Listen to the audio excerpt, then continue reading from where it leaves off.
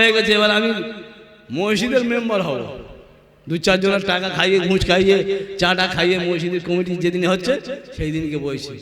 আর যাদের চা খাইয়েছি হারামখোর কটা, তারা এসে আমার নাম পেশ করেছে, হ্যাঁ এই থাকবে, এই বড় হবে, এই সভাপতি হবে, এই সেক্রেটারি হবে, এই কমিটির মধ্যে থাকবে। কারণ আমি তাদের হারাম খেয়েছি, আমার তো হারামের পয়সা আমি খেয়েছি, তারা আমার নাম পেশ করে আমার দেশে মসজিদের রুহ চলে, নামাজ পড়তে যাবেন চকচিক্ত থাকবে, মসজিদের রুহ চলে যাবে। আল্লাহ পাক রব্বুল আলামিন আমাদেরকে এই রকম কাজ থেকে হেফাজত করুন। এক লোকমা যদি কেউ হারাম খায়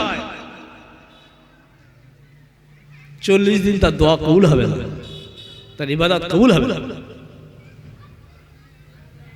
আমরা আল্লাহ পাকের কাছে দোয়া করি, আল্লাহ যেন আমাদের হালাল রুজি খাওয়ার তৌফিক দান করে, হুরমত এবং মুতাশাবাহ রুজি থেকে হেফাজত করে।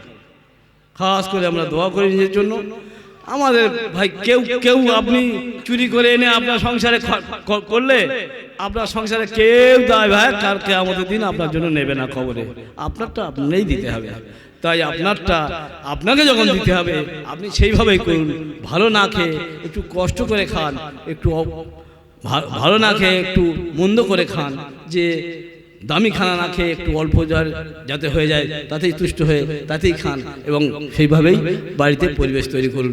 তাতে আল্লাহ পাক অল্প রুজি, হালাল রুজি, আল্লাহর কাছে অনেক বরকত, অনেক বরকত।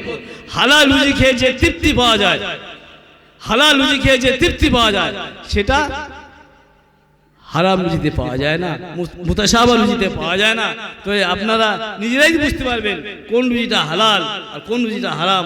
যখন আপনি হাত তুলে বলবেন যে আল্লাহ তুমি আমাকে হালাল রুজি খাও, খারাপ রুজি থেকে তুমি আমাকে হেফাজত করো, আল্লাহ নিশ্চয়ই হেফাজত করবেন।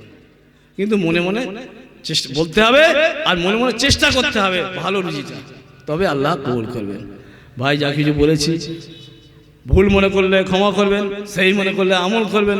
আর সহি যদি বলে থাকি আপনারা আমল করলে নেকি পাবো আর না করলেও নেকি পাবো আল্লাহর কাছে।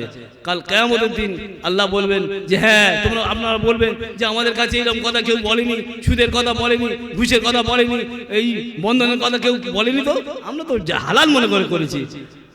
তখন এই সমস্ত চারিদিকে ফেরেশতারা আছে, তারা বলে হ্যাঁ অমুক জায়গা থেকে মাওলানা সাহেব এসেছিল, এই কথা আপনাদেরকে বলেছিল, তখন আপনার হাত সাক্ষী দেবে।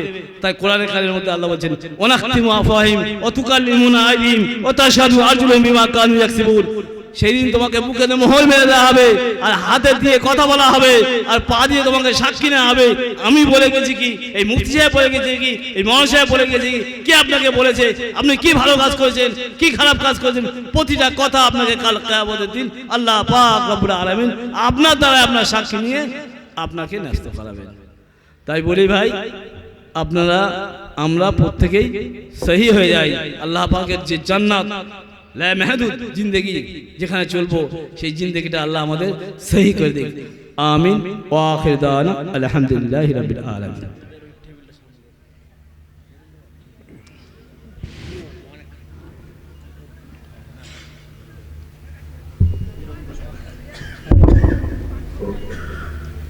আলহামদুলিল্লাহ, এটা ভালো করেছে।